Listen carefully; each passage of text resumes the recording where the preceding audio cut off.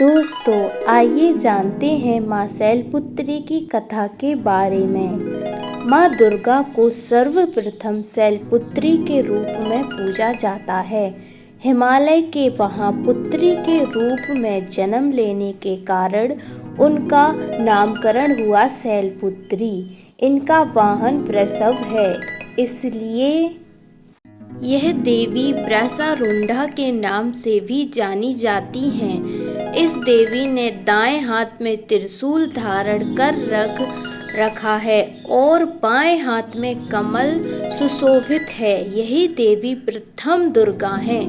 ये ही सती के नाम से भी जानी जाती हैं। उनकी एक मार्मिक कहानी है। एक बार जब प्रजापति ने यज्ञ किया तो इनमें सारे देवताओं को निमंत्रित किया, भगवान शंकर को नहीं। सती यज्ञ में जाने के लिए विकल हो रही थीं। शंकर जी ने कहा कि हे सारे देवताओं को निमंत्रण किया गया है, उन्हें नहीं, ऐसे में वहाँ जाना उचित नहीं।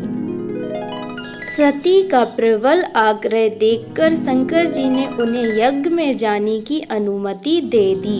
सती जब घर पहुंची तो सिर्फ माँ ने ही उन्हें स्नेह दिया। बहनों की बातों में व्यंग्य और उपहास के भाव थे। भगवान शंकर के प्रति भी तिरस्कार का भाव है।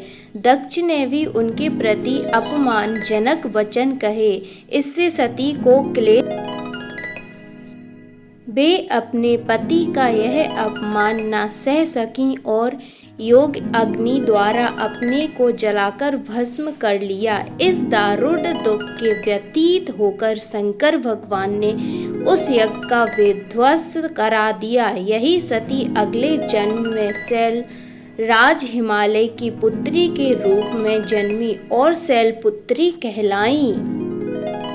माँ पार्वती और हेमवती भी इसी देवी के अन्य नाम हैं। शैलपुत्री का विवाह भी भगवान शंकर से हुआ। शैलपुत्री शिवजी की अर्धांगिनी बनी। इसका महत्व और शांति अनंत है। प्रिय दोस्तों, अगर आपको ये कथा पसंद आई हो तो लाइक करना ना भूलें।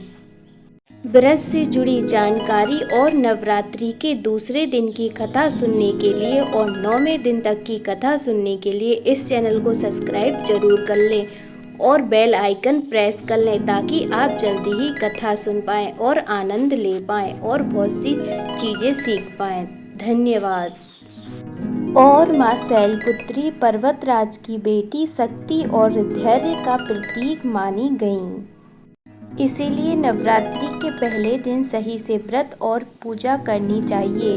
माँ को लाल फूल, अक्षत, जल अर्पित करना चाहिए और दीपक जलाना चाहिए और शुद्ध घी से बना भोग भी लगाना चाहिए और उनके मंत्र का 11 बार जाप करना कभी भी ना भूलें।